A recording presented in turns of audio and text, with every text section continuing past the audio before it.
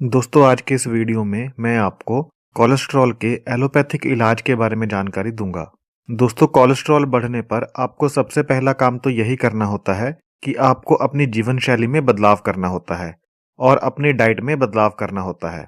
लेकिन अगर जीवन शैली में बदलाव करने के बाद और डाइट में बदलाव करने के बाद भी आपका कोलेस्ट्रॉल कम नहीं होता है तो इसका मतलब ये है कि आपको दवा की जरूरत है। आपका डॉक्टर आपको कौन सी दवा देगा यह बहुत सारी बातों के ऊपर निर्भर करता है। जैसे आपके पर्सनल रिस्क फैक्टर्स कौन से हैं, आपकी उम्र क्या है, आपकी सेहत कैसी है और दी जाने वाली दवा के साइड इफेक्ट्स कौन कौन से हैं। इन सभी बातों को ध्यान में रखकर डॉक्टर आपको कोलेस्ट्रॉल घटाने की दवा देते हैं। कोलेस्ट्रॉल घटाने के लिए जो दवाएं दी जाती हैं, अब मैं आपको बारी बारी से उन दवाओं के बारे में बताता हूँ। एक प्रकार की दवा है स्टैटिन्स।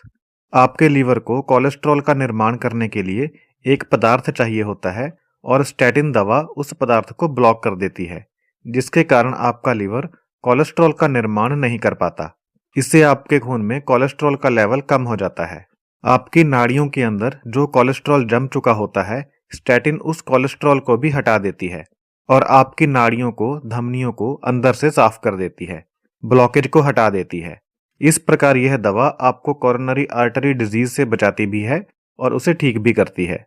स्टैटिन कई नामों से मार्केट में उपलब्ध है। दूसरी प्रकार की दवा जो कोलेस्ट्रॉल को घटाने के लिए दी जाती है, उसे बाइल एसिड बाइंडिंग रेजिन्स कहा जाता है। आपका लीवर कोलेस्ट्रॉल का इस्तेमाल करके बाइल एसिड बनाता है। यह बाइल एसिड पाचन प्रक्रिया में भोजन को हजम करने के लिए चाहिए होता है।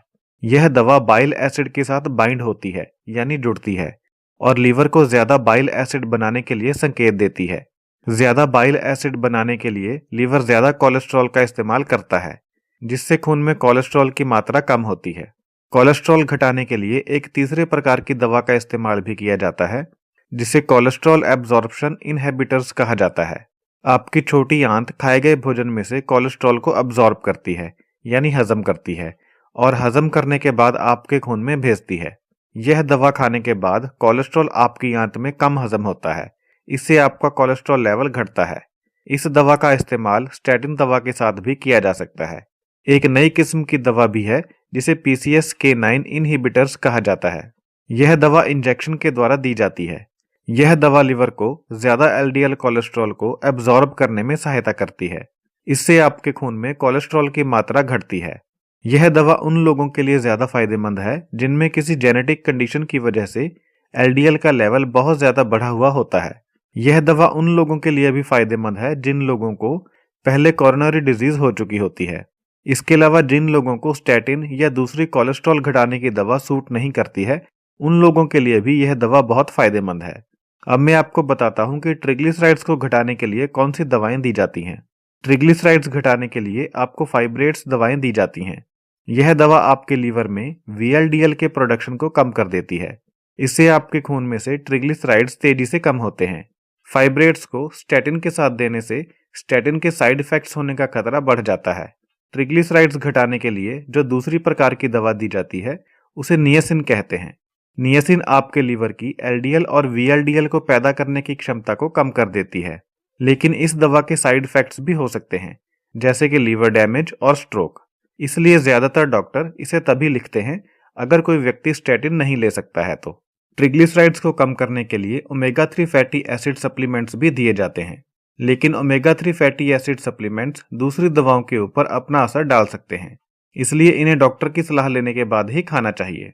इन दवाओं के साइड इफेक्ट्स अलग अलग लोगों के लिए अलग अलग हो सकते हैं, लेकिन जो आम साइड इफेक्ट्स नजर आते हैं वे इस प्रकार हैं, जैसे मसल पेन और muscle damage, reversible memory loss और कंफ्यूजन, एलिवेटेड ब्लड शुगर यानी खून में शुगर के लेवल का बढ़ना। अगर आपका डॉक्टर आपको इनमें से कोई दवा देता है तो वह आपके लीवर के ऊपर दवा का साइड इफेक्ट पता करने के लिए आपको लीवर फंक्शन ब्लड टेस्ट करवाने के लिए भी बोल सकता है। दोस्तों, कोलेस्ट्रॉल को घटाने के लिए मैं आपको कुछ टिप्स देता हूँ। कोलेस्ट्रॉल घटाने के लिए आप अपना वजन कम कीजिए, फ्रूट, सब्जियां और साबुत अनाज ज्यादा खाइए, red meat, full fat dairy products और प्रोसेस्ड फूड्स को कम खाइए। ऑलिव ऑयल, कनोला ऑयल और फैटी फिश को अपने भोजन में शामिल कीजिए। हर रोज कम से कम आधा घंटा और हफ्ते में कम से कम 5 दिन सैर कीजिए या कोई दूसरी एक्सरसाइज कीजिए और धूम्रपान छोड़ दीजिए। इन टिप्स को फॉलो करके आप अपने कोलेस्ट्रॉल को नेचुरली ही कम कर सकते हैं। नमस्कार दोस्तों, मैं हूं पावन उपल। अगर आपको मेरा यह वीडियो अच्छा लगा है तो इसे लाइक कर दीजिए, शेयर कर दीजिए और मेरे चैनल को सब्सक्राइब भी कर लीजिए। बहुत बहुत धन्यवाद।